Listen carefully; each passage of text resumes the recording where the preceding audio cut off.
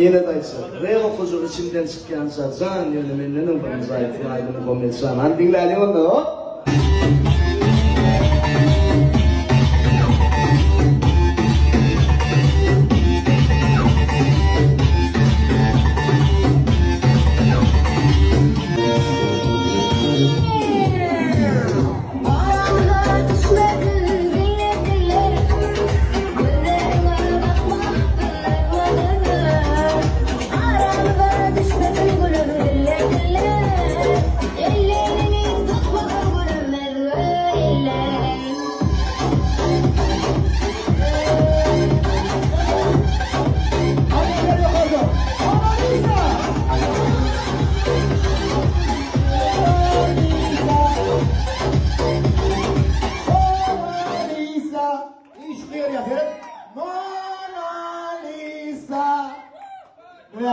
Düşünür ortam anlayacak hayırımı doğup yardımını etmedama.